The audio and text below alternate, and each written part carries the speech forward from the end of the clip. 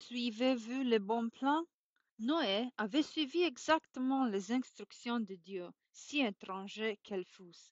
Il est facile d'obéir à des ordres qui s'harmonisent avec nos propres désirs, mais la véritable soumission, c'est de suivre une voie qui nous semble difficile, en particulier quand elle s'oppose à nos propres désirs.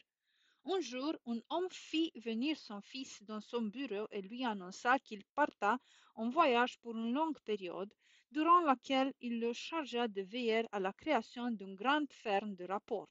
Les plans en avaient déjà été établis, l'argent déposé à la banque et les ouvriers soigneusement choisis. En contrepartie, le fils devait recevoir un salaire généreux. Peu de temps après, le père partit et le fils se mit au travail.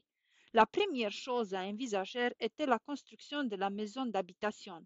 Elle devait être située sur une éminence dominant le méandre d'un joli ruisseau. Cet endroit plut énormément au jeune homme chargé de la construction. Il examina soigneusement les plans et approuva tous les détails, les dimensions des pièces, les matériaux employés, tout l'enthousiasme. La maison fut donc construite en parfaite harmonie avec les plans laissés par le père de famille. Ensuite venaient les étables. Le fils en examina tous les détails et les approuva. Les étables furent donc construites selon le plan paternel. Il en fut de même pour la grange, le garage, le silo, la resserre à outils. Ensuite, il fallut dessiner le jardin d'agrément, le potager et le verger. Tout fut fait en accord avec la volonté du père. Mais quand le fils s'en vint au creusement du puits, il s'aperçut que son père l'avait prévu près de la maison. Or, pensa-t-il, la maison demande beaucoup moins d'eau que le bétail. Il sera plus facile de montrer à la maison un peu d'eau plutôt que d'en descendre une grande quantité dans les étables. Il fit donc creuser le puits près de celle-ci.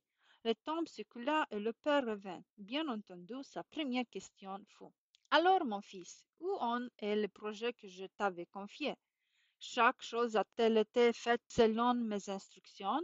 Oui, répliqua le fils, tout est terminé et je t'ai obéi à la lettre. Très bien, répondit le père. Il y a des années que je désirais cette ferme et le jour est enfin venu où mon rêve est réalisé. Mettons-nous en route immédiatement. Je hâte d'y être. Le père pouvait en effet être satisfait. Il examina la maison et toutes ses dépendances. Tout répondait à ses vœux. Mais tout à coup, arrivant à un angle de la maison, il demanda: où est le puits? En bas, près des étables, dit le fils. Vois-tu, après avoir bien réfléchi, je pensais que ce serait plus pratique de l'avoir là-bas, car il faut beaucoup d'eau pour le bétail. Le père parut alors très triste. Mon fils, tu n'as rien fait de ce que je t'avais dit.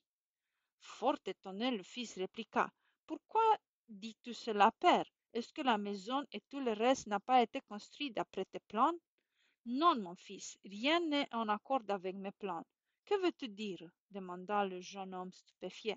Ah bien, voici, je t'ai confié la réalisation de 10 projets que j'avais soigneusement établis de sorte qu'ils répondaient exactement à mes désirs, et tu avais promis de les exécuter scrupuleusement. Mais mon père, interrompit le fils, est-ce que 9 projets ne t'ont pas donné entière satisfaction? Oui, mais ce n'était plus mes plans, c'était le tien. Tu as examiné comment j'avais envisagé la construction de la maison et comme tu l'as prouvé, tu l'as fait construire de cette façon. Il en fut de même pour les jardins, les étables, les silos. Tes idées s'harmoniseront avec les miennes sur 9 points, mais quand tu en viens au puits, nos idées commenceront à diverger. Quoi tu choisis alors, la tienne ou la mienne? Mais regarde autour de toi, père. Oui, j'ai vu que si longtemps que nous avons été d'accord, personne n'aurait pu dire quel plan tu suivais, le tien ou le mien. Mais quand nous en vînmes à différer, il devint évident que tu avais choisi le tien parce que tu le jugeais préférable.